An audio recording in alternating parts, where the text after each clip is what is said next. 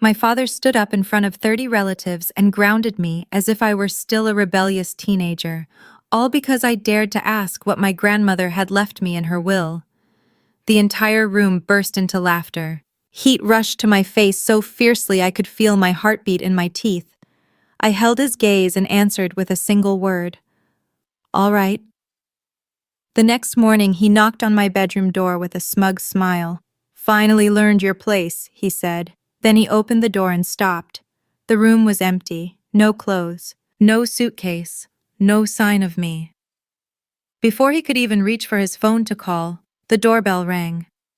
Standing on the front porch was the family attorney, hands trembling slightly as he held a leather briefcase filled with documents my father had never seen before. "Mr. Parker," he said quietly, "what exactly have you done?" But before I explain what was inside that briefcase, and leave a comment telling me where you're listening from and what time it is there right now, now let me take you back to the moment everything truly began. Last September. The morning my grandmother died. The first domino. My grandmother, Beatrice Parker, passed away on a Tuesday morning at Swedish Medical Center in Seattle. She was 87 years old. My mother called me at 6:14 a.m. I remember the exact time because I was already awake, sitting at the drafting table in my tiny 480-square-foot studio apartment, sketching plans for a rain garden project for a client in Bellevue. My mother's voice sounded fragile, thin as paper. "Camilla," she said softly. "Grandma, she's gone." I drove the 20 minutes to the hospital without turning on the radio. No music, no podcasts, just the sound of rain against the windshield, and my own quiet breathing filling the car. When I reached the hallway outside her room, my father was already there. Douglas Parker, 63, former state judge, 6'1", still wearing his waxed barber jacket like he'd stepped out for a casual morning walk. He wasn't crying. He was on the phone. I caught fragments of the conversation as I approached. Filing timeline, probate schedule. He ended the call the moment he noticed me, hanging up without a goodbye. My brother Ethan Parker stood beside him, 33, dressed in a dark suit even inside a hospital. His arm rested casually across Dad's shoulder, the two of them positioned like political allies at a press conference. Together, they looked solid, united, like a wall. I stayed at the far end of the corridor, alone, holding a cup of vending machine coffee I never actually drank. The last time I had seen Grandma Beatrice alive, she'd been sitting in her wheelchair in the garden behind her old house on Queen Anne Hill. Her hand gripped mine with surprising strength. "Camilla," she whispered so quietly no one else could hear. "I've taken care of things. You trust me, right?" I nodded, even though I didn't understand what she meant. Not yet. 3 days later, we held the funeral. The church was built from heavy Seattle granite, its tall nave filled with white lilies. At the center stood a mahogany casket polished so carefully it reflected the stained glass windows like a mirror. My father delivered the eulogy. For 11 minutes, he spoke about the Parker family legacy, about tradition, about how the future of the family would be carried forward by his son. He mentioned Ethan 4 times. He mentioned my mother once. He did not mention me at all. After the service, during the reception line, my Aunt Patricia's husband asked politely what I was doing for work these days. Before I could answer, my father stepped in behind me. "She designs gardens for rich people," he said. A few guests chuckled politely. I felt the familiar heat rising from my chest toward my throat. I was about to leave when a man I had never seen before stepped forward. He was older, with silver hair and thin gold-rimmed glasses. He shook my hand gently.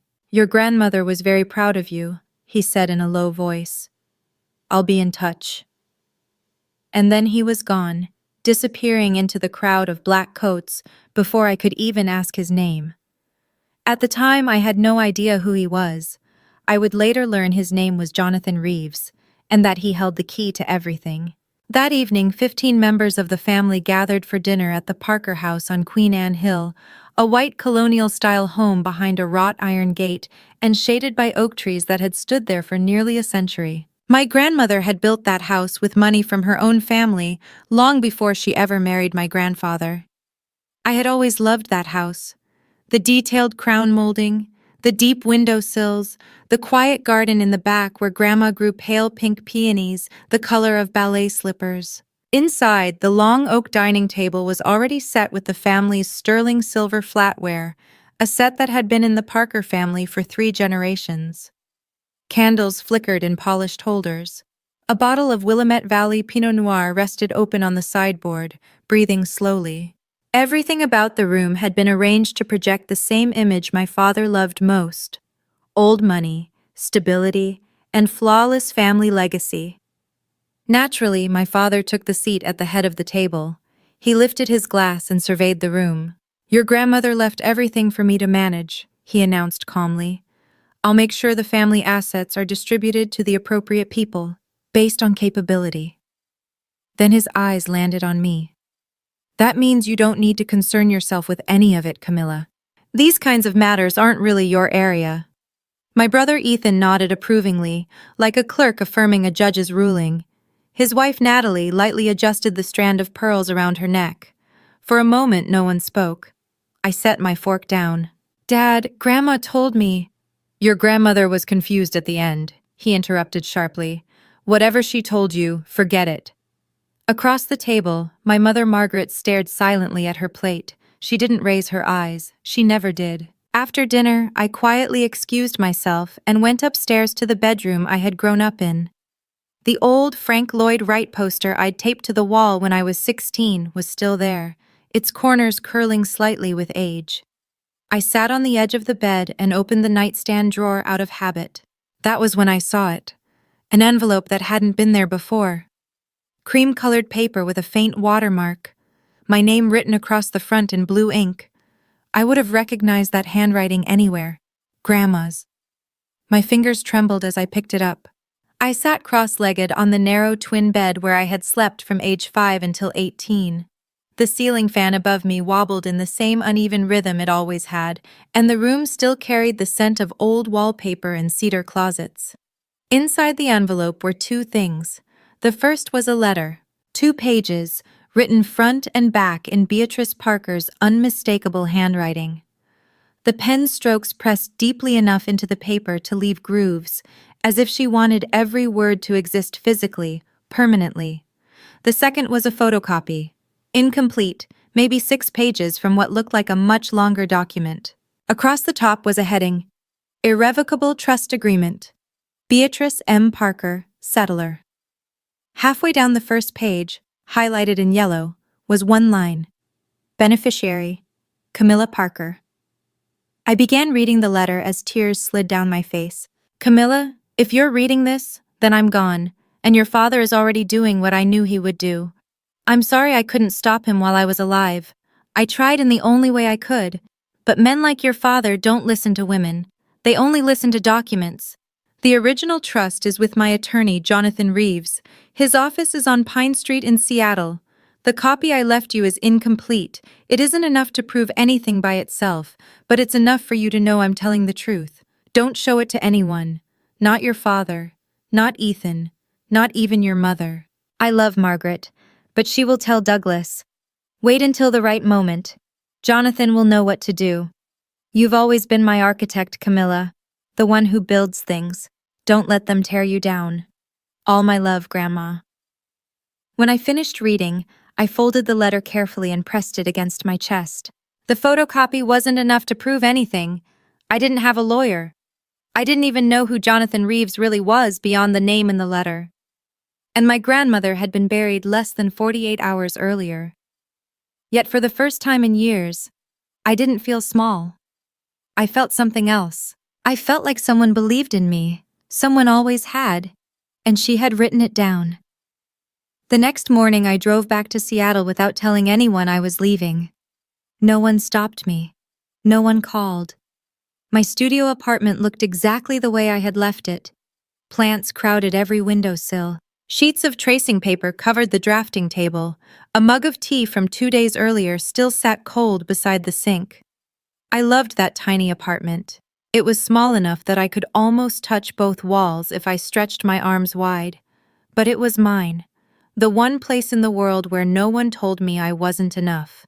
I opened my laptop and searched. Jonathan Reeves, estate attorney, Seattle. The results appeared instantly. A small law office on Pine Street in downtown Seattle, specializing in estate planning and trust law. The website displayed a headshot of a silver-haired man wearing thin wire-rimmed glasses. The same man who had spoken to me at the funeral. I hovered over the phone number. But I didn't call. Not yet. Because a quiet voice in my head, the voice my father had trained into me since childhood, whispered doubt. What if Grandma really was confused? What if this means nothing? What if you call and discover the one person who believed in you was simply a sick old woman signing papers she didn't understand? I wasn't ready to face that possibility. Instead, I buried myself in work. A landscape architecture firm in South Lake Union had given me a 2-week deadline to finish plans for a rooftop garden on a luxury condo development in Bellevue. I needed the money. I still carried $41,000 in student loans, $420 a month, from the single year of law school I had attended before dropping out to study landscape design. The year my father said I had betrayed the family. I was checking my email to confirm the project specifications when I saw something strange.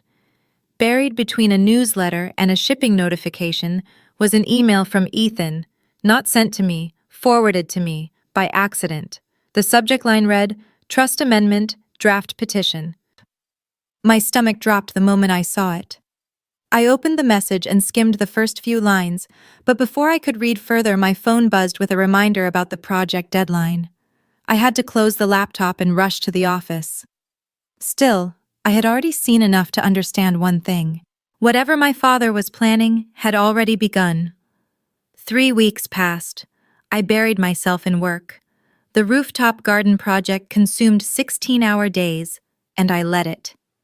Concentrating on plant layouts and drainage systems was far easier than confronting what might be waiting in that email. But the message stayed in my inbox like a splinter under my skin. I hadn't opened it again. Part of me wasn't sure I wanted to. Then my mother called. "Camilla," she said gently. "Your father wants the whole family together for Thanksgiving." Her voice had that familiar fragile tone she used whenever she was delivering Douglas Parker's decisions while pretending they were invitations. "He says he wants to mend things." I almost laughed. My father had never fixed anything in his life. He broke things and then blamed you for being fragile enough to break. "I'll think about it, Mom." "Please, honey, he's trying." "I'll let you know." I hung up. Then I sat down at my small kitchen table, an old second-hand IKEA piece I had sanded and refinished myself, and finally opened the email that Ethan had accidentally forwarded. It wasn't just one message. It was a thread. 7 emails exchanged between my brother and my father over the span of 2 weeks. The subject line, "Trust Amendment Draft Petition," meant exactly what it sounded like. Ethan had drafted a formal legal petition asking the court to change the beneficiary of my grandmother's trust. The justification? Financial incompetence. Mine. The document argued that I had a pattern of unstable career choices, no meaningful assets, and significant educational debt that made me unfit to handle fiduciary responsibility. My own brother had written that about me in a court document, but the line that made my vision blur wasn't the legal language. It was a casual message Ethan had typed to my father at the bottom of the thread. "She won't fight it. She never fights anything. That's the beauty of it, Dad." I sat there for a long time after reading that. Then I did the only thing I could think of. I took screenshots of every message, saved them to my cloud drive, and backed them up again on a flash drive I kept hidden in my sock drawer. When I finished, I called my mother back. "Tell Dad I'll be there for Thanksgiving." I was going home, but not to make peace. The next morning, I called Jonathan Reeves' law office. An older receptionist answered with a warm, steady voice. I gave my name. There was a brief pause, then she said, "Miss Parker? Mr. Reeves has been expecting your call. Could you come in today?" 2 hours later, I was sitting across from him in a modest office on Pine Street in downtown Seattle. Bookshelves filled every wall, stacked with leather-bound legal volumes worn from years of use. An old oriental rug covered the floor, its colors faded by time. On the desk sat a mug of coffee that had long since gone cold. Jonathan Reeves was exactly the man I remembered from the funeral. Silver hair, gold-rimmed glasses, the calm, careful presence of someone who had spent an entire career choosing his words with precision. "Your grandmother hired me 20 years ago," he began. "I drafted her original will and her living trust.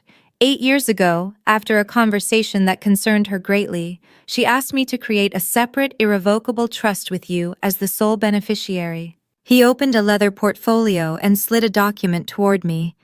Thick cream paper, a red notary seal, signatures at the bottom. The trust contained $820,000 held through J.P. Morgan Private Client. "Irrevocable," Reeves explained quietly, "means that your father, as trustee, cannot change the beneficiary. Any attempt would require either your written consent or a court ruling proving that your grandmother lacked mental capacity when she signed it." He paused. "Your grandmother anticipated that possibility. She had her physician, Dr. Alan Whitaker, conduct a full cognitive evaluation the same week the documents were signed. The results are in this file. She was fully competent."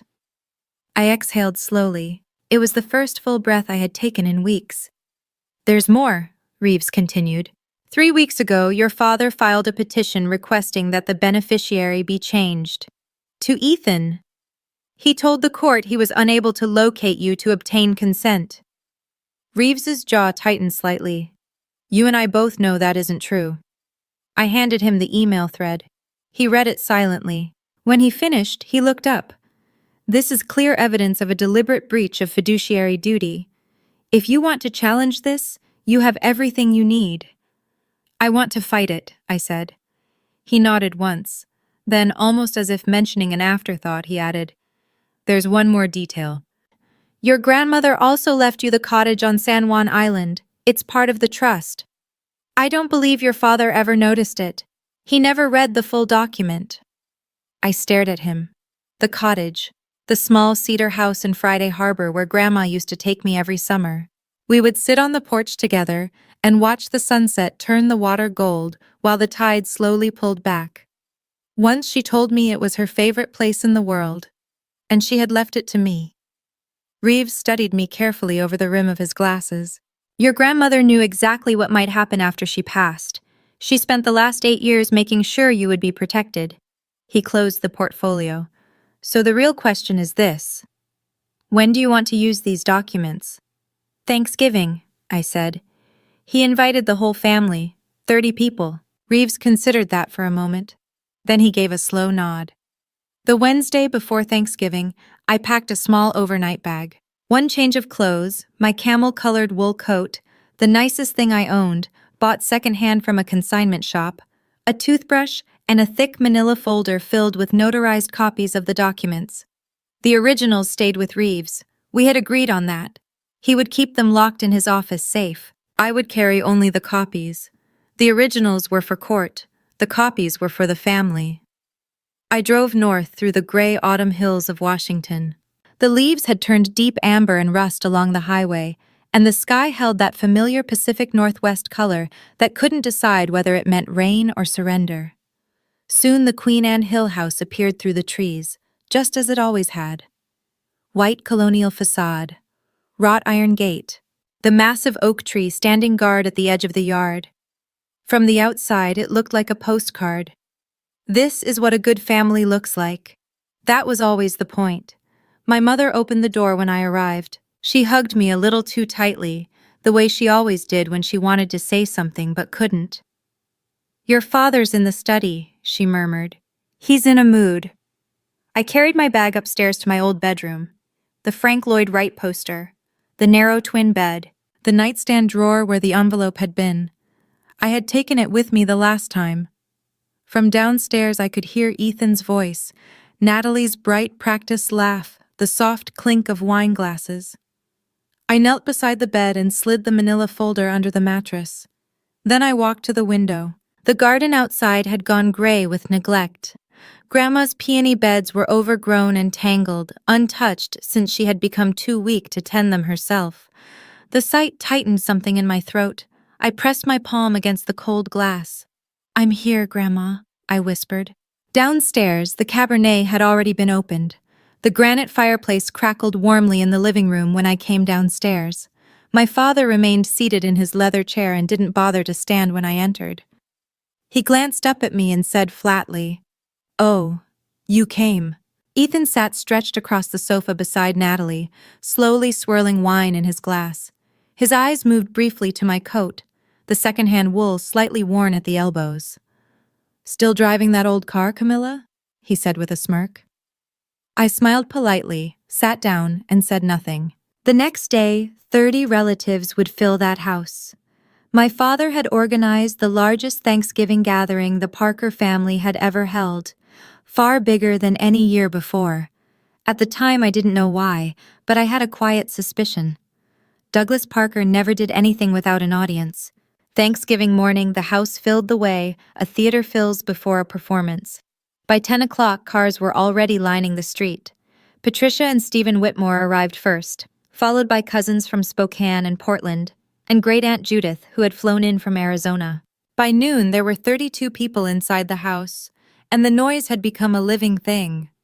Laughter drifted through the hallways, glasses clinked together, children raced up and down the stairs, and the oven timer rang every 20 minutes. I stayed in the kitchen helping prepare dinner because no one had assigned me anything else to do.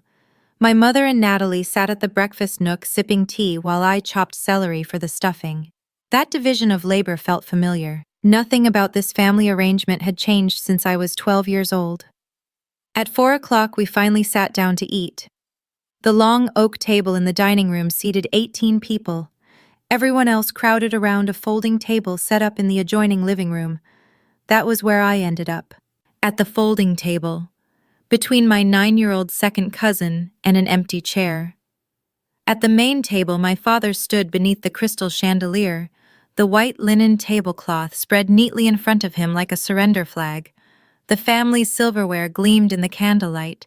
He lifted a glass of Pinot Noir. "This Thanksgiving is a special one," he began, using the same courtroom voice that once commanded silence in a courtroom. "We lost Mom this year, but the Parker family continues. And I couldn't be prouder of my son Ethan, who just won the biggest case of his career." He turned toward Ethan. "To you, son." Applause followed. Ethan accepted it with practiced humility, a modest nod, one hand resting lightly on Natalie's shoulder. From my table, Aunt Patricia called out, "What about Camilla? Any good news these days, sweetheart?" I opened my mouth to answer, but my father spoke first. "Camilla is still finding her way," he said without looking at me. "She's creative, I'll give her that." A few polite chuckles moved around the room. "But every family needs someone who reminds the rest of us what happens when you take the wrong turn. Right, Camilla?" Laughter rippled across both tables like a slow wave. I sat quietly, the way I had my entire life. Back straight, face neutral, hands folded in my lap. The little boy beside me looked up and whispered softly, "Are you okay?" I nodded and passed him a bread roll. After dinner, the plates were cleared, pumpkin pie had been served, and glasses of port wine were circulating through the room. Then my father stood again. The room gradually fell silent. He had the posture of a man about to deliver a verdict. "One more thing," he said. "Tomorrow morning I'll be making an important announcement regarding my mother's estate. I expect everyone to be present." He smiled, the smile of a man who already knew the outcome. "It's what Mom would have wanted." I looked at Ethan. He studied his wine glass with a quiet, satisfied smile. I looked at my mother. She stared down at the tablecloth. Then I looked at my father. He was watching me. For a brief second, his smile sharpened into something colder, something that wasn't really a smile at all.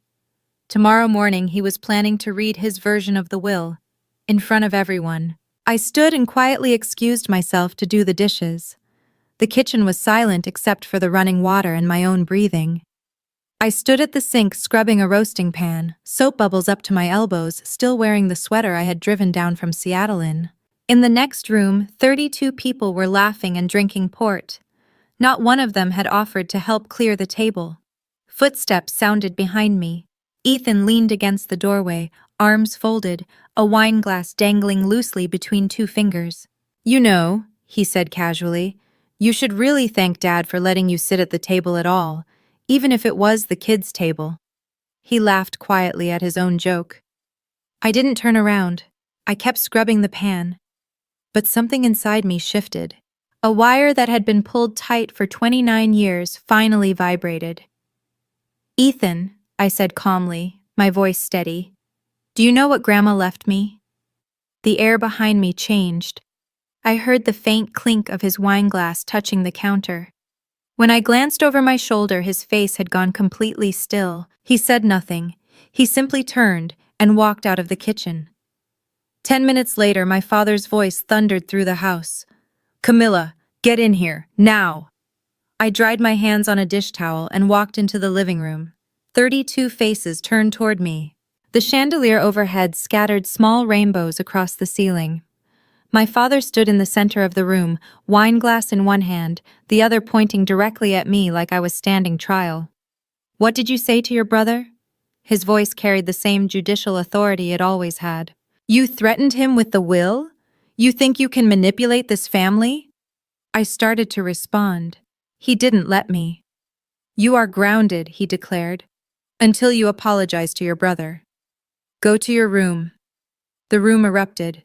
Not in protest, in laughter. 32 adults laughing because Douglas Parker had just grounded his 29-year-old daughter like she was a misbehaving child. Aunt Patricia tried to cover her mouth, but her shoulders were shaking. Stephen snorted into his glass. Even Natalie let out a soft gasp that turned into a delicate giggle. My face burned. The heat spread quickly, climbing from my chest to my neck, and finally to my temples. For a moment I searched the room for my mother. She was sitting in the corner chair, staring down at her hands. Silent. No one spoke up. No one said stop. No one told my father he had gone too far. The only sound in the room was laughter. I looked back at him. The light caught the face of his Cartier tank watch as he pointed toward the staircase. Go, he said again. Now. I held his eyes for 3 full seconds. Then, in a voice so calm it surprised even me, I answered, All right. I turned, walked upstairs, and closed the bedroom door behind me. Then I picked up my phone and dialed Jonathan Reeves. It rang twice before he answered. Mr. Reeves, I said, I need you to bring the original documents tomorrow morning, 8 o'clock. There was a brief pause. Then his steady voice replied, I'll be there. I hung up, set my alarm for 4 a.m., and sat on the edge of the twin bed in the dark. From downstairs I could still hear the laughter drifting up through the floorboards. Laugh while you can, I thought, because this is the last time. And I know that right now some of you listening are angry on my behalf. Honestly, I don't blame you. Let me ask you something. Have you ever been humiliated by your own family in front of a room full of people? Have you ever been put in your place by someone who is supposed to protect you? If you want to know what happened the next morning when my father opened my bedroom door and found it empty, stay with me. And if this story is hitting close to home, tap that like button so I know you're still here. I left the house at 4:15 a.m. No drama, no slammed doors. I packed my bag quietly in the dark, slid the manila folder into my tote, and walked downstairs in my socks so the floorboards wouldn't creak. The only thing I left behind was the framed photo of Grandma Beatrice on the nightstand, face down. I drove 3 miles to a 24-hour diner, ordered a cup of coffee I never drank, and waited for morning. At 7:42 a.m., my phone lit up. I remember the exact time because I had been staring at the clock. A text from Ethan. Where are you? Dad's looking for you. I didn't answer. Later, my cousin Lucas Whitmore told me how the morning unfolded inside the house. At 7:30, my father came downstairs freshly showered, wearing a pressed Oxford shirt like he was preparing to chair a board meeting. He poured himself a cup of coffee and looked around the room. Someone go wake Camilla, he said. She owes her brother an apology. No one moved. Not because anyone was defending me, simply because no one wanted to get involved. So my father climbed the stairs himself. He knocked twice, sharp, precise knocks, the kind he used when he was still a judge. Camilla, he called through the door. It's morning. Ready to apologize to your brother? Silence. He opened the door. The bed was neatly made. The closet was empty. The drawers had been cleared. The only thing left in the room was the photograph of Grandma Beatrice, lying face down on the nightstand, like the final period at the end of a sentence.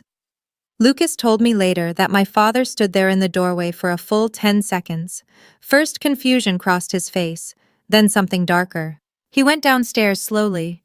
"Camilla's gone," he announced to the 20 relatives still lingering over breakfast. His voice was controlled, flat. "She ran away in the middle of the night like a coward." Ethan glanced up from his laptop and smiled faintly. "Well," he said, "that settles it." My father nodded. "It certainly does." "I was planning to make the estate announcement at 10 o'clock, he continued, "but since the only person who might object has decided to run." The doorbell rang. My mother opened the door. Standing on the porch in a gray suit, holding a brown leather briefcase, was Jonathan Reeves. His expression looked like an approaching storm. "I'm Jonathan Reeves," he said calmly, "attorney for Beatrice Parker. I need to speak with the entire family." The room fell silent in stages. First, the people closest to the door stopped talking. Then the silence spread across the room like ripples in water. Even the children stopped moving. Reeves walked into the dining room the way a man enters a courtroom. Slow, deliberate, completely certain of his authority. He placed his briefcase on the dining table, right on top of the Thanksgiving linens, and opened it without sitting down. Later, someone told me his hands were trembling, not from fear, from anger. My father stood up from his chair at the head of the table. He was taller than Reeves by several inches and broader by at least 30 pounds, and he used every bit of that presence. "Jonathan," he said coldly, "you weren't invited. This is my house." Reeves met his gaze without flinching. "This is the house Beatrice Parker purchased with her own inheritance," he replied, "and I'm here because I have a legal obligation to the beneficiary of her trust." My father cut him off sharply. "Camilla has no rights to—" "Camilla Parker is the sole named beneficiary of an irrevocable trust executed 8 years ago," Reeves said calmly. "You know that. You've known it since the day your mother signed the document." The room became so quiet that someone later said they could hear the furnace clicking on in the next room. 30 pairs of eyes moved back and forth between the two men, like spectators watching a trial. My father's jaw tightened. "My mother was in cognitive decline," he said. "Whatever she signed was executed in the presence of 2 independent witnesses," Reeves interrupted evenly, "and accompanied by a physician's evaluation confirming full mental competency." He opened his briefcase and removed a thick folder. "I have the documentation here." He held it up slightly. "Would you like me to read it aloud to everyone, Mr. Parker?" The question hung in the air. Aunt Patricia leaned forward. Stephen Whitmore slowly set his coffee cup down. Even the children had stopped whispering. My father looked at the folder the way a man looks at a loaded weapon pointed directly at him.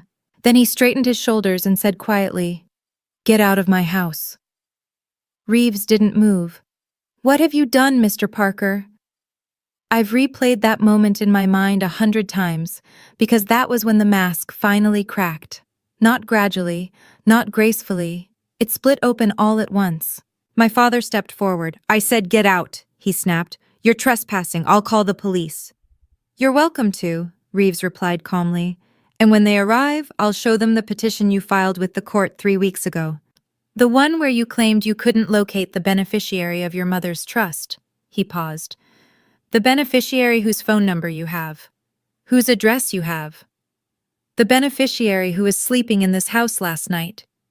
My father's face changed color in seconds. Red, then white. Then a strange gray tone I had never seen on a living person. Around the room the reaction spread. My mother covered her mouth. Stephen Whitmore frowned. Several cousins exchanged uneasy glances. That was when Ethan stood up. The golden child, the successful lawyer, the one who always knew exactly how to control a room. He stepped forward slowly, raising both hands in a calming gesture. "Mr.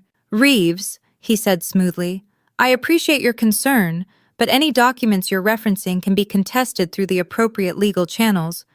You drafted the petition, didn't you, Mr. Parker? Reeves turned to face him. His voice was quiet, precise, sharp as a scalpel. You prepared a legal filing to change the beneficiary of an irrevocable trust on behalf of your father. The same father who serves as trustee. I have the emails. Ethan's composure didn't shatter. It simply vanished. One moment, Ethan looked like the confident attorney everyone expected him to be. The next, his composure slipped. His mouth hung slightly open and his eyes darted instinctively toward his father. "Dad," he muttered quietly, "we should talk privately." Douglas didn't even glance at him. "No," he said, "I have nothing to hide." That was when Patricia Whitmore stood up from her chair. When she spoke, her voice carried the weight of someone who had watched a family lie to itself for far too long. "Douglas," she said firmly, "let the man speak." A low murmur moved through the room. It wasn't loud or rebellious, but it was there. The sound reminded me of the first cracks forming across the surface of a frozen lake just before the ice gives way. My father looked around the room and realized something. The audience he had gathered for his performance was no longer entirely on his side.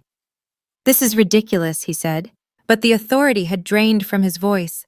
The courtroom power was gone, replaced by something thin and brittle. When Douglas Parker feels control slipping, he does what he has always done. He escalates.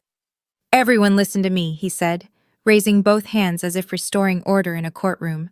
"This man," he pointed sharply at Jonathan Reeves, "was hired years ago when my mother was already declining.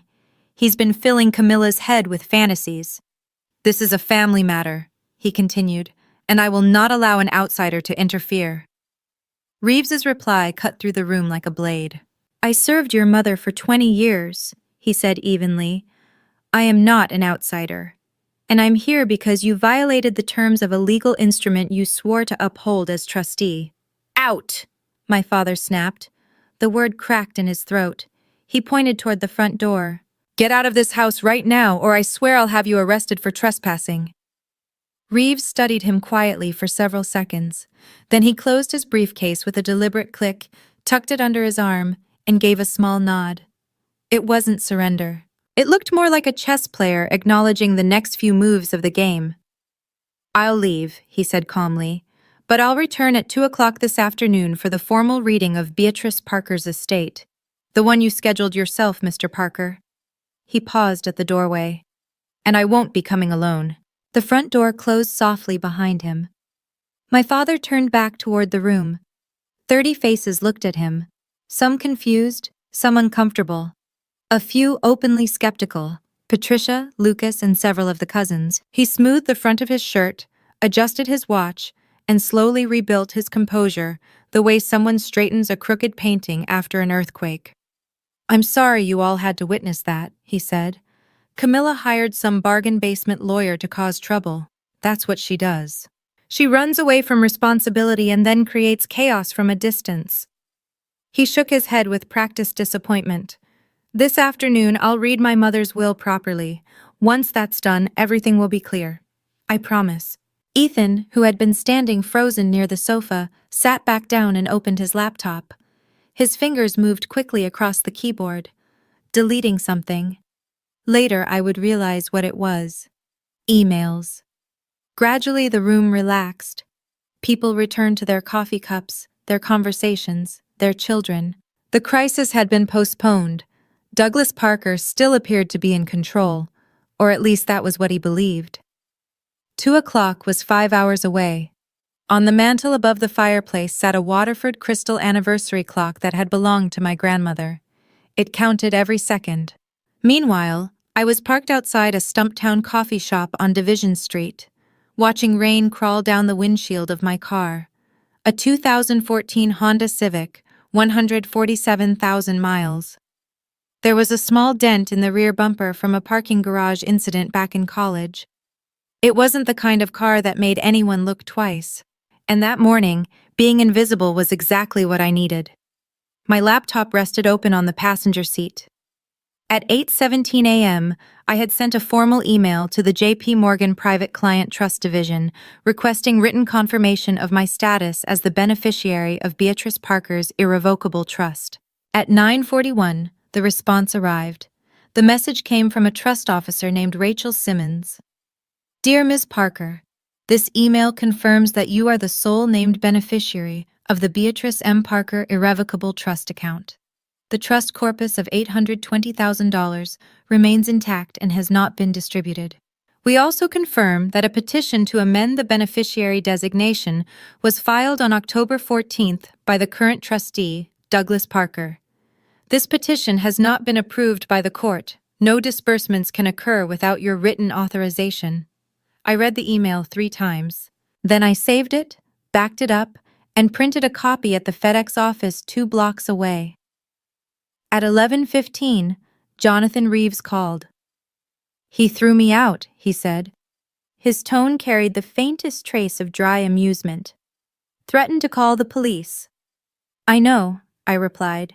Lucas texted me. 2:00, Camilla. I'll park on the next block. You go in first, I follow. Okay. There was a short pause.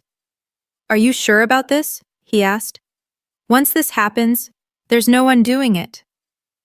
I watched the rain sliding across the windshield. A woman walked past the car holding the hand of a little girl. The two of them splashed through a puddle and laughed at something only they understood. The ordinary, effortless happiness of people who felt safe. I've been going back my whole life, Mr. Reeves, I said quietly. Every holiday, every phone call, every moment I swallowed something that should have made me speak. I'm done going back. Then I'll see you at 2, he said. I ended the call and opened the mirror in the sun visor. The face staring back at me looked pale and tired, but it was also certain. I zipped my coat and checked the folder one last time. Notarized copy of the trust, printed bank confirmation, screenshots of the email chain with timestamps, Grandma's handwritten letter, everything organized, everything real. I started the engine. Inside the Queen Anne Hill house, the morning stretched tighter and tighter. Later, Lucas would tell me what it looked like from the inside. After Reeves left, the relaxed, post-Thanksgiving atmosphere had turned sour. People kept talking, pouring coffee, and picking at the leftover pie, but the atmosphere had shifted.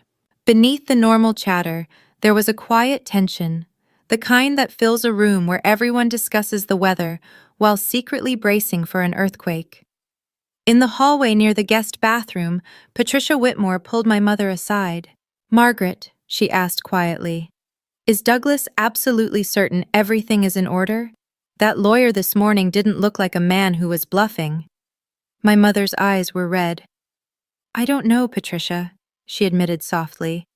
Douglas never tells me anything about the finances. He never has. Patricia studied her for several seconds and said nothing. From Patricia, silence meant everything. In the kitchen, Lucas Whitmore pulled out his phone and sent me a message. You okay? What's going on? I replied, I'm okay. I'll be there at 2. Please make sure you're in the room when I arrive. His answer came immediately. I'm not going anywhere. Meanwhile, inside my father's study, the room with the leather chair, the wall of legal volumes, and the framed photographs of Douglas Parker shaking hands with judges, my father was making phone calls. Lucas later told me he could hear the conversations through the door, each attempt growing louder and more frustrated. It was the Friday after Thanksgiving.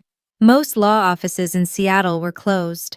For the first time in years, Douglas Parker, former judge, couldn't reach a single attorney. Ethan appeared in the doorway of the study. Dad, he said cautiously, maybe we should postpone the reading. Give ourselves time to— No. My father's voice sounded like granite. I do not retreat, not from Jonathan Reeves, not from Camilla, not from anyone. We do this today. Ethan said nothing more. Lucas later told me my brother looked like a man who had just realized the lifeboat he was sitting in had a hole. On the mantel, my grandmother's Waterford crystal clock struck noon, 2 hours left. At 12:30, I walked into Jonathan Reeves's office for the final time before everything changed. The full case file was spread neatly across his desk in 4 organized stacks. I sat across from him as he walked me through each one carefully, the way a surgeon studies an X-ray before making the first incision. Stack 1. The original irrevocable trust. Cream-colored paper. Notary seal. Beatrice Parker's signature written in steady blue ink, firm, controlled, nothing like the handwriting of someone confused or impaired. Beside it was a letter from Dr. Alan Whitaker, confirming that my grandmother had passed a cognitive competency evaluation on the day she signed the trust. Official stamp. Countersignature. Undeniable. Stack 2. The email thread between Douglas and Ethan, printed with complete metadata, timestamps, sender addresses, and routing details. One line was highlighted in yellow. She won't fight it. Stack 3. The letter from Rachel Simmons at J.P. Morgan Private Client, confirming that I was the sole beneficiary and that the trust balance of $820,000 remained intact. Stack 4. A document I had never seen before. Reeves slid it across the desk. The property deed. I looked up at him. The house on Queen Anne Hill, he explained. Your family home. The deed has been in Beatrice Parker's name since 1981. She purchased it with an inheritance from her own mother before she married your grandfather. He paused. Douglas never owned it. He assumed, like he assumes most things, that it belonged to him by default. Reeves tapped the document. According to the trust, ownership transfers to the named beneficiary upon Beatrice's death. I stared down at the paper. The house where my father had ruled the family like a courtroom. The house where he had humiliated me in front of 30 relatives. The house that represented his entire kingdom of authority. It had never been his. He doesn't know this, I said quietly. Reeves nodded. He never read the entire trust document, only the first few pages, the ones naming him as trustee. Then he stopped reading. Of course he did. Douglas Parker had never needed to read the fine print. He was the fine print. He believed he was always the final word. I gathered the 4 stacks of documents into my manila folder. Reeves returned the original documents to his briefcase. I'll go in first, I said. You follow when I signal. How will I know? He asked. You'll know. We shook hands.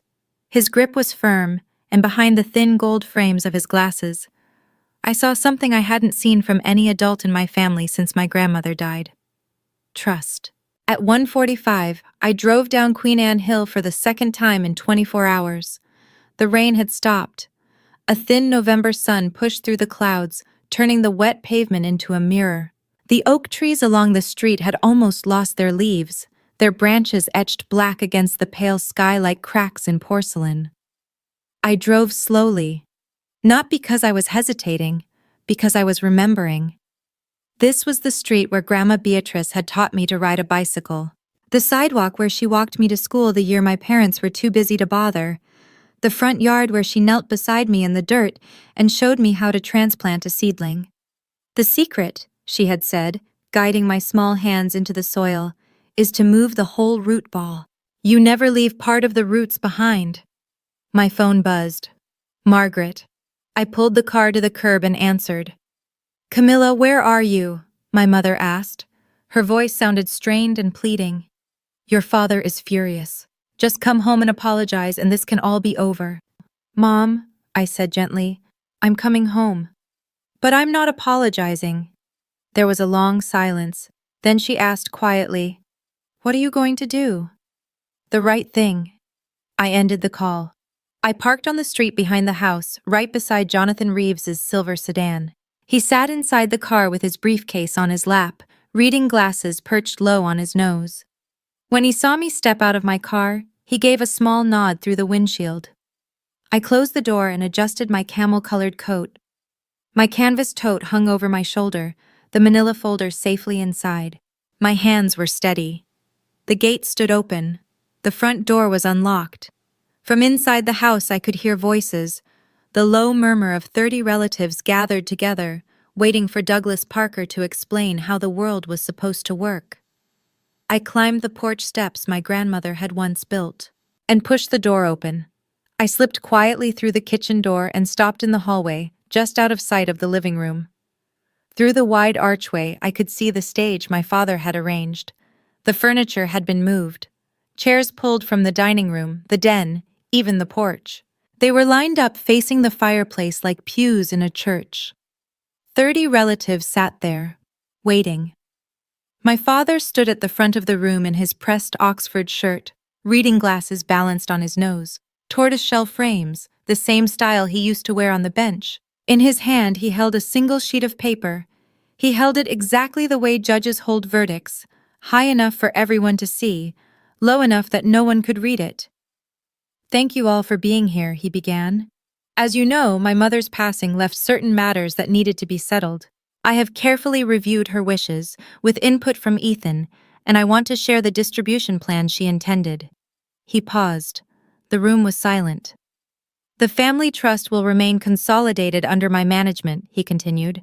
"The educational fund, $820,000, will be transferred to Ethan so he can steward it for the next generation."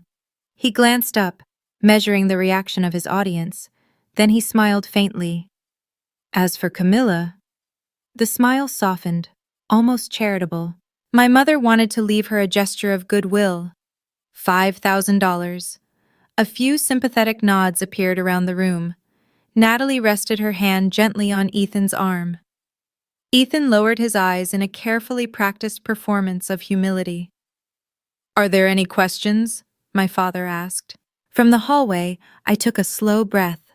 I pulled the manila folder from my tote and stepped into the room. Behind me, the front door opened quietly. Jonathan Reeves walked in. I want you to imagine this moment. You walk into a room where 30 members of your family are sitting together. Your father has just told all of them that your entire inheritance is worth $5,000. He's holding a piece of paper like a judge holding a gavel. And you're holding the truth. What would you do? Next in that living room is something no one in my family has ever forgotten. Every head turned. 32 faces stared at me. Some looked surprised, some confused. A few were genuinely relieved to see me. My cousin Lucas in the back row gave me a small nod. Patricia Whitmore straightened slightly in her chair. My father's expression changed 3 times in the space of 2 seconds. First surprise, then irritation. Then the courtroom mask returned, hard and controlled. "Well," he said lightly, "the prodigal daughter returns." A few awkward chuckles moved through the room. "I assumed you'd run away for good this time. Are you here to apologize to your brother?" "No," I said. My voice sounded steady, even though my heart was pounding hard enough that I was sure everyone could see it through my coat. "I'm here to hear the will. The real one." I walked past him, past his pointed finger, past the flash of his Cartier watch, past the chair where he had ruled this family for 30 years. I placed the manila folder on the table beside the fireplace. Reeves stepped forward behind me, gray suit, briefcase in hand, carrying the quiet authority of a man who had done this job for decades. "What is this?" my father demanded. His irritation was beginning to curdle into anger. "I told you this morning to get out of my house."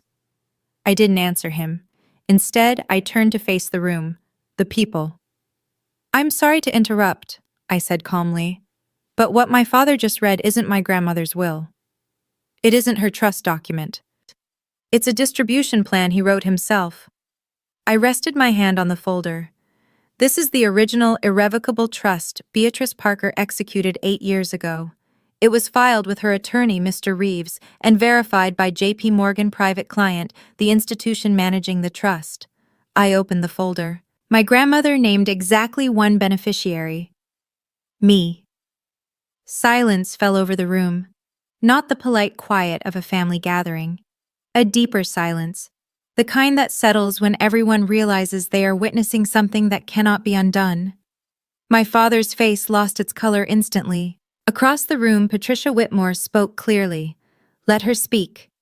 Reeves stepped forward. He placed his briefcase beside my folder and removed the original trust document.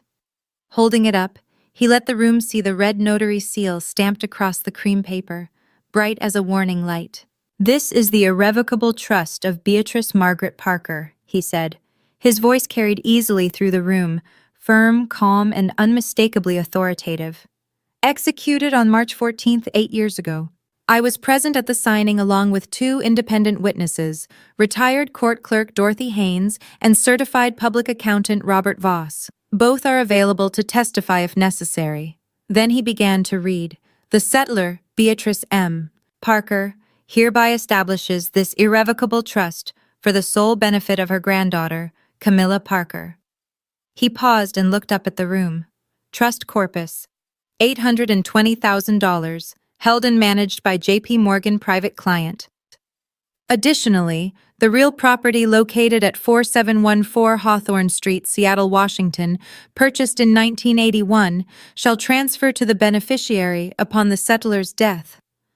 A collective gasp swept through the room.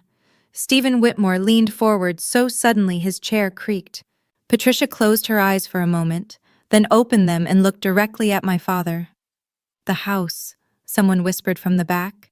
She left her the house. Reeves continued reading. As trustee, Douglas Parker was granted administrative authority only. He was expressly prohibited from altering the beneficiary designation, distributing funds without the beneficiary's written consent, or encumbering the property in any way. Reeves lowered the document and turned toward my father. In the past 3 months, Mr. Parker filed a petition attempting to change the beneficiary to his son, Ethan Parker, claiming he was unable to locate Ms. Parker.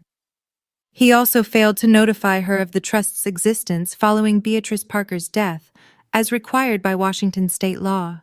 Reeves reached back into his briefcase and removed a printed set of documents. The email chain. He held it up. The line highlighted in yellow was visible even from across the room. These, Reeves continued, holding up the pages, are emails exchanged between Douglas Parker and Ethan Parker. In them, Mr. Parker's son drafted the petition to change the beneficiary, and Mr. Parker approved it. He turned a page and read aloud the line that had burned itself into my memory. She won't fight it. She never fights anything. That's the beauty of it, Dad. Every head in the room turned toward Ethan. My brother sat completely still, his hand frozen where it rested on Natalie's arm. The color had drained from his face until it looked almost gray. Natalie slowly, carefully slid her arm out from beneath his hand and folded both of hers neatly in her lap. Across the room, Patricia Whitmore shook her head. Stephen muttered something under his breath. From the back row, Lucas Whitmore stood and walked forward until he was standing beside me. He didn't say anything. He simply stood there, present. My father opened his mouth, closed it, then opened it again. She was confused, he said, but the excuse sounded thin and worn, like fabric that had been stretched too many times. My mother didn't know what she was signing. Reeves answered immediately. Your mother's physician, Dr. Alan Whitaker, performed a cognitive evaluation during the same week the trust was signed. He placed the medical report on the table. The results are included in this file. He glanced at the page. Beatrice Parker scored in the 93rd percentile for cognitive clarity within her age group. In other words, Reeves added calmly, she was sharper than most of the people in this room. Silence followed. Then a voice spoke from the back. It was Great-Aunt Judith, 81 years old, Beatrice's younger sister. She had barely spoken during the entire holiday. Beatrice told me about the trust, she said quietly. 8 years ago. She said, Douglas will try to take it, but I've made sure he can't. Judith looked toward my father. She knew. She always knew. My father's gaze moved slowly around the room. From Judith to Patricia, to the circle of relatives who were no longer looking at him with admiration or deference. They were looking at him differently now. The way people look when they discover something they trusted has been rotten underneath all along. My father had gathered his audience, and that audience had just become his jury. Then he turned on Ethan. The alliance they had built over 33 years collapsed in a single moment. Say something, Douglas snapped, his voice rough. You're the lawyer. Contest it. Do something. Ethan didn't move.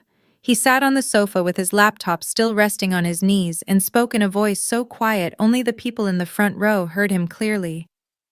Dad, irrevocable means irrevocable. You can't contest it. I told you that from the beginning. You said you'd handle it. My father slammed his hand against the back of a dining chair. The crack of wood echoed through the room, making several cousins flinch. His knuckles turned white as he gripped the chair. You said she'd never find out. And just like that, in front of 30 witnesses, my father confirmed everything Reeves had just revealed. Ethan had warned him the plan was dangerous. Douglas had pushed ahead anyway, and both of them had agreed, on paper, that I was too passive to fight back. The glass of port wine my father had been holding slipped from his other hand and shattered against the hardwood floor. Dark red wine spread slowly across the boards, creeping toward the edge of the Persian rug. No one moved to clean it up. Then something changed in my father. The anger drained from his posture, replaced by something else. A strategy I had seen him use 1,000 times. He softened his voice, lowered his shoulders, and turned toward me with eyes that suddenly glistened.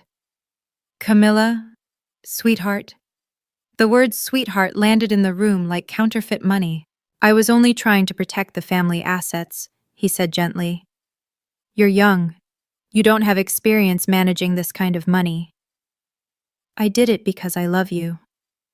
I looked at him, the man who had mocked my career, the man who had seated me at the children's table, the man who had grounded his 29-year-old daughter in front of 30 relatives, the man who had told a court he couldn't locate me while I was sleeping in his own house. I let the silence stretch for 3 seconds. Then I spoke. You didn't do this because you love me, Dad. You did it because you've never believed a daughter deserves the same as a son. That isn't love. That's control. Behind me, my mother stood. I hadn't noticed when she began crying, but tears covered her face and her hands trembled as she spoke. She looked at my father, the man she had lived beside silently for 35 years. You owe her an apology, Douglas, she said, her voice shaking but unbroken. You've owed her one her entire life. The room held its breath. My father stared at her as if she had spoken in a language he didn't understand. Then he looked at me, then at the 30 faces watching him. He said nothing. He turned, walked into his study, and closed the door. In the minutes that followed, something invisible shifted inside that room. Not the furniture, the people. The quiet lines of loyalty that had defined every Parker family gathering for decades moved and settled again like tectonic plates. Patricia Whitmore reached me first. She pulled me into a hug that smelled faintly of Chanel No. 5 and coffee. Your grandmother would be so proud of you, she whispered near my ear. So proud. Lucas squeezed my shoulder. I always knew you were the strongest one in this family, he said. You just never had to prove it before. Cousins I hadn't spoken to in years approached one by one, a handshake, a nod, a quiet apology. I'm sorry, Camilla. Not everyone came forward. Some relatives stayed seated, staring down at the floor. A few quietly left the house, not in protest but the way people leave a room where something has broken and they don't know how to repair it. Finally, Ethan stood up from the sofa. He didn't look at me. Ethan took Natalie's arm and led her toward the front door. As they reached the hallway, Natalie paused. She lifted her hands to her neck, unclasped the Mikimoto pearl necklace she had worn all weekend like a badge of status, and slipped it quietly into her coat pocket, as if she wanted to make herself smaller, less visible, less connected to what had just happened. Behind us, Jonathan Reeves was already gathering the documents and returning them to his briefcase. I'll file the petition to remove Mr. Parker as trustee first thing Monday morning, he told me calmly. The court process will take roughly 30 days. Until then, the trust is frozen. No distributions, no modifications. I nodded. The living room slowly emptied. The Thanksgiving linens on the table were wrinkled and stained with spilled port wine. Above the fireplace, my grandmother's Waterford crystal clock read 2:47 p.m. The entire confrontation had lasted 47 minutes. 30 years of silence answered in 47 minutes. On Monday morning, Jonathan Reeves filed 3 documents with the King County Superior Court. The first was a petition to remove Douglas Parker as trustee of the Beatrice M. Parker Irrevocable Trust, citing breach of fiduciary duty, specifically his failure to notify the beneficiary, misrepresentation to the court about my whereabouts, and an unauthorized attempt to amend an irrevocable legal instrument. The second document requested that Reeves be appointed interim trustee until I selected a permanent replacement. The third filing was a formal complaint submitted to the Washington State Bar Association against Ethan Parker, alleging professional misconduct. The complaint detailed how Ethan had drafted a fraudulent petition intended to benefit an immediate family member while concealing a direct conflict of interest. Within 2 weeks, the court granted the trustee removal on an interim basis. Douglas didn't contest it. By the following Monday, he had finally reached an attorney, a man named Foster, from a mid-tier firm in Bellevue. According to Lucas, Foster gave him blunt advice. "Irrevocable means irrevocable, Mr. Parker," he said, "and the email evidence is devastating. If you fight this, you'll lose, and you'll spend about $60,000 learning that lesson." The $820,000 trust fund was transferred to an account in my name at J.P. Morgan Private Client. The trust officer, Rachel Simmons, called personally to confirm the transaction. Soon after, the property deed for 4714 Hawthorne Street was updated.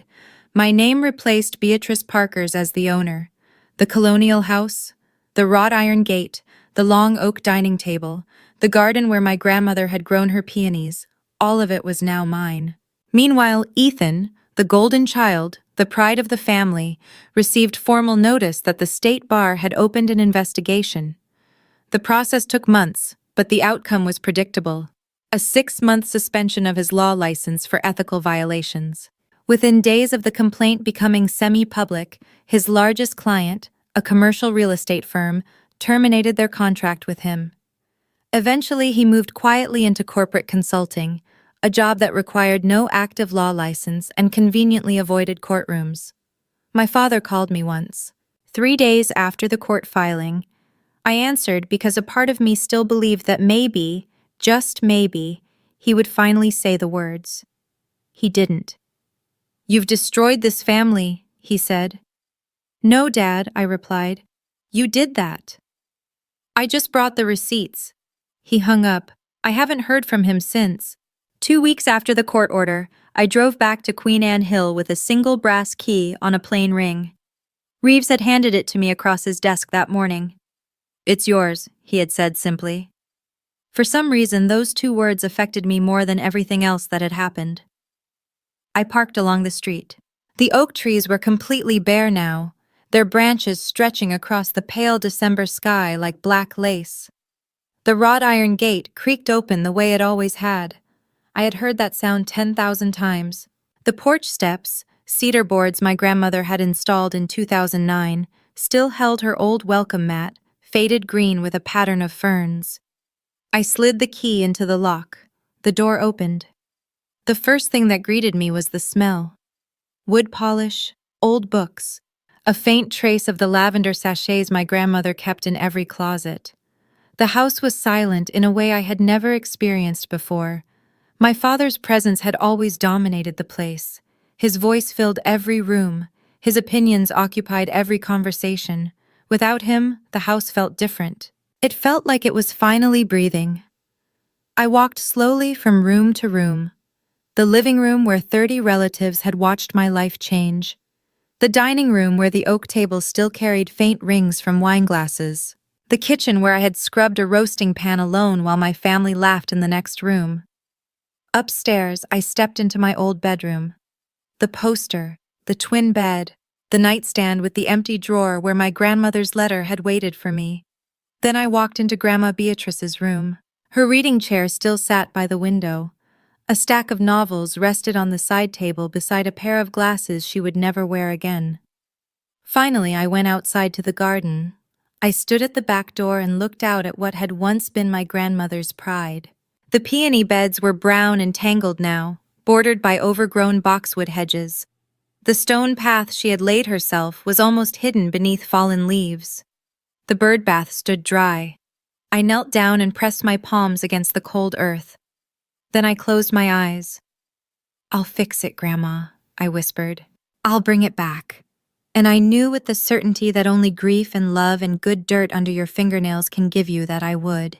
A week later, On a Saturday morning cold enough that I could see my breath, after a few hours of driving north and the ferry ride through the San Juan Islands, I finally reached Friday Harbor. I hadn't been there in 6 years. The last time had been the summer before my grandmother's health began to decline. The two of us had sat on the porch of the small cedar cottage, drinking chamomile tea and watching the sunset turn the water amber as the tide slowly pulled back across the shore. "This is my favorite place on earth, Camilla," she had told me. "When I'm gone, I want someone who loves it to keep it." At the time, I thought she was simply being sentimental. She was actually being precise. The cottage looked smaller than I remembered. Or maybe I had simply grown. Weathered cedar shingles covered the walls, and the porch wrapped around two sides of the house. The salty air was so thick you could taste it. The key Reeves had given me slid easily into the lock. The door opened into a room that still smelled like her. Lavender, old paperback books, the faint sweetness of cedar wood during winter.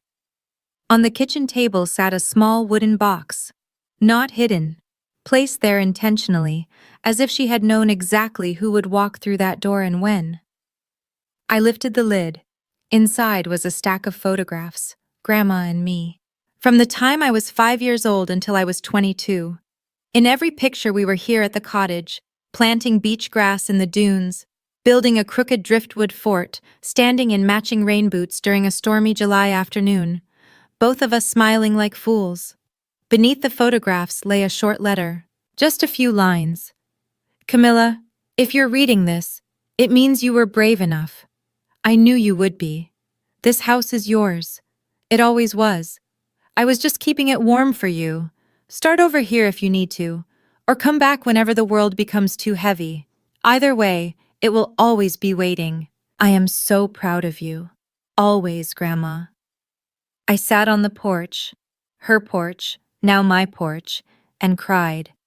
Not the way I had cried on the twin bed in the house on Queen Anne Hill, quietly and ashamed. This was different.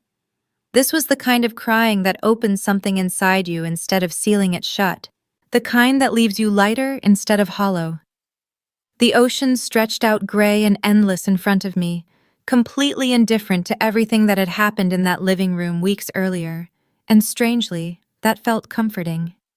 The tide didn't care about Douglas Parker's courtroom voice. The waves had no idea what an irrevocable trust was. Those cliffs had stood there for millions of years. They would remain long after all of us were gone. The Parker family arguments, the grudges, the folding tables, all of it was temporary. I wiped my face and breathed in the salt air. For the first time in months, I felt something I had almost forgotten how to recognize. Peace. That Sunday evening back in Seattle, I sat at the oak dining table in the Queen Anne Hill house, my house, and wrote an email to my family. I wrote it once, read it twice, and sent it without revising it again, because I knew if I kept editing, I would soften things that needed to remain sharp. Douglas Parker, Margaret Parker, Ethan Parker. I don't want to remove anyone from my life. That was never the goal. But I will not return to a relationship where I'm belittled, dismissed, or treated as less than. If you want a relationship with me, it will exist on the basis of mutual respect, not hierarchy. The door is open, but it swings both ways now. My mother called about 20 minutes later. She was crying. The real kind this time, not the anxious kind she used to hide behind. "I'm so sorry, Camilla," she said. "I should have stood up for you years ago. I was afraid of him." "That isn't an excuse, it's just the truth." "I know, Mom," I said quietly. "I don't blame you, but you have to start choosing what's right instead of what's easy. Can you do that?" There was a long pause. Then she said softly, "I'm going to try." Ethan texted the next morning. 2 words. "I understand." I read the message and set my phone down without answering. Understanding was a beginning, but it wasn't the same as accountability. He would either reach that point someday, or he wouldn't. That part wasn't my work anymore. My father never responded. Not that night, not the following week, not the week after that. The silence itself became an answer, a familiar one. Douglas Parker had remained silent about the things that mattered my entire life. At least now I had stopped waiting for him to speak. 6 months later, spring arrived in Seattle and the peonies in my grandmother's garden began to return. All winter I had worked there on my hands and knees, pruning branches, clearing dead stems, loosening soil that had hardened after 2 years of neglect. The roots were deeper than I had expected. They had survived the abandonment. They simply needed someone to cut away the dead weight and let the light reach them again. I understood the feeling. With my student loan finally paid off, $41,000, the most satisfying check I have ever written, I used part of the trust to lease a small studio space in Capitol Hill. Parker Botanical Design. My name on the door. Though really, it felt like my grandmother's name. The Parker name meant something different to me now. The Queen Anne house became both home and office. I turned the downstairs study, Douglas Parker's old throne room, the one with the leather chair and mahogany bookshelves, into a design studio. The legal books disappeared. In their place, I filled the shelves with plant identification guides, soil samples, seed catalogs, and landscape plans. It felt right, like rewriting a story. Lucas came by on weekends to help in the garden. Patricia called every Sunday morning at exactly 9. "Just checking in," she'd say, and then we'd talk for an hour. My mother visited for the first time in April. The first time she had ever entered the house without my father beside her. We didn't talk much. We planted tulip bulbs along the front path side by side, and somehow that was enough. Douglas rented an apartment across town. Through Patricia, I heard that he told his friends I had stolen the house, that my grandmother had been manipulated, that the entire situation was Jonathan Reeves's fault. The details of the story changed depending on who he was speaking to, but the ending never changed. Douglas Parker was always the victim. Some things, I suppose, really are irrevocable. Ethan's suspension from the Washington State Bar lasted 6 months. He moved into corporate consulting, something related to logistics, Patricia told me. He and Natalie quietly separated, though I never asked for the details. Since that single message, I understand, he hasn't contacted me again. I left the door open the way I promised, but I'm no longer standing in the doorway waiting. And the strangest part? The house he tried to steal became the place where I finally learned what home really means. I'm telling you this story now from the porch of the Friday Harbor cottage. The ocean is quiet this morning. The tide has pulled back, leaving the sand shining under a pale northwest sky. A few hours later, back in Seattle, I'm kneeling in the Queen Anne Hill garden.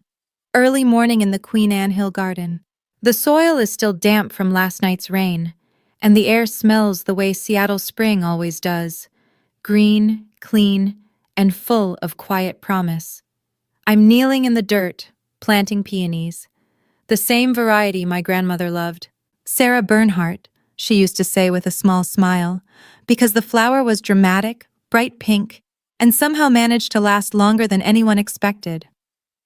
Grandma always had a sense of humor about everything, even flowers. I lower the roots carefully into the soil and cover them the way she taught me. The whole root ball, nothing left behind. The sun climbs slowly over the roofline, spilling long golden bars of light across the garden. Somewhere inside the house, my coffee is getting cold. Somewhere across the city, my father is waking up in a rented apartment, telling himself a story where he's still the hero. Maybe one day he'll stop. Maybe he won't. I brush the dirt from my hands and notice something resting on the front porch. An envelope. It wasn't there last night. No stamp. No return address. Just my name written across the front in handwriting I recognize instantly. Not Grandma's this time, but almost as familiar. I open it. Inside is a single sentence. I'm sorry I never stood up before. I'm standing now. Mom. I fold the letter carefully and slide it into my coat pocket beside the other one. The cream-colored paper. Blue ink. The letter from my grandmother that changed everything. 2 letters, 2 women, one who planned ahead, and one who finally found the courage to catch up.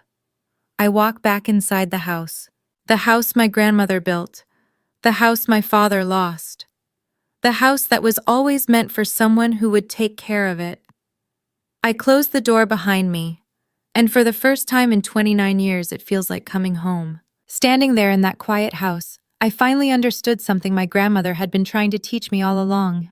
If there is one thing I hope you take away from my story, it's this. Silence does not mean acceptance. For most of my life, I believed that staying quiet would keep the peace. I thought that if I worked hard enough, if I proved myself patiently enough, someday my family would finally see my worth. But silence doesn't change people who have already decided who you are. It only teaches them that you're willing to tolerate being treated as less. What changed my life wasn't the money, the house, or even winning the argument. It was realizing that someone had believed in me long before I ever believed in myself. My grandmother didn't just leave me an inheritance. She left me proof. Proof that I mattered. Proof that my voice mattered. And proof that standing up for yourself isn't betrayal. Sometimes it's survival. Justice doesn't always come from shouting the loudest.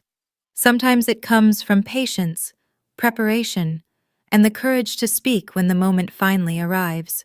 And if you've ever felt invisible in your own family, remember this.